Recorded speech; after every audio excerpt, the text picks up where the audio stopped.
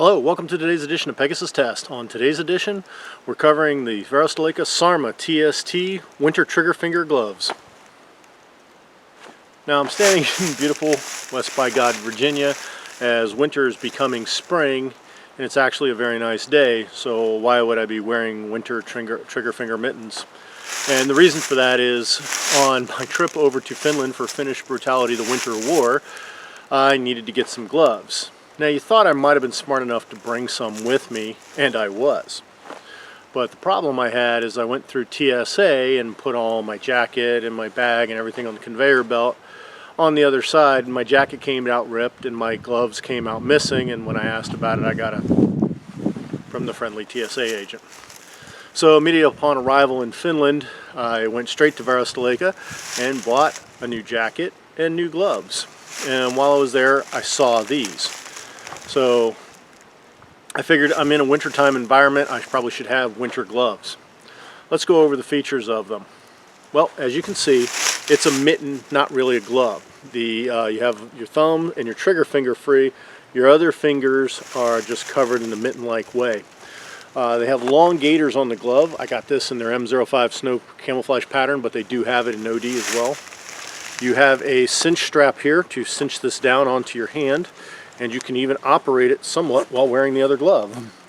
And down here you have a gaiter for pulling it tight to keep snow and debris from getting up into the glove, which is really important because in the snow, staying dry goes a long way to staying warm. How did these gloves work? Well, they actually worked very well.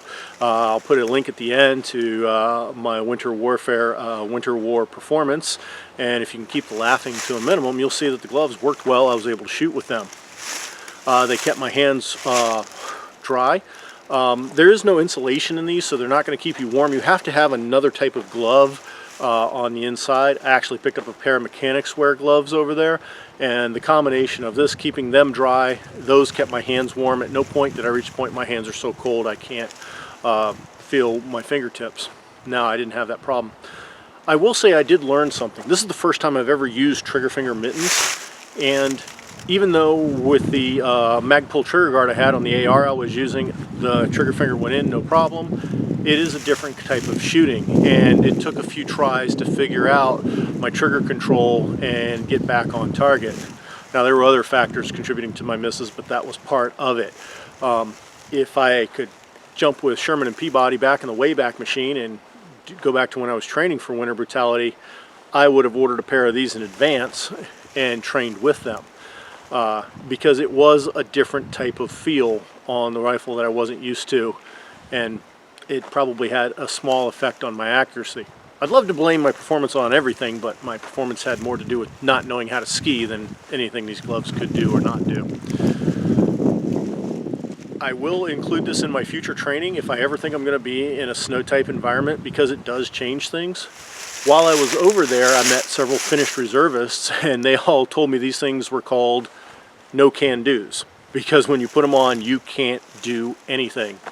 And while it's not that drastic, it is true. Your dexterity drops significantly. So if this is something that's going to be in your training regimen, or you think you're going to encounter an environment where you're going to use these, definitely train with them beforehand to know how you're going to perform. We hope you found this review of the Sarma Tst Trigger Finger Mittens helpful and informative. Please comment, like, and subscribe, and tune in for future tests on field gear.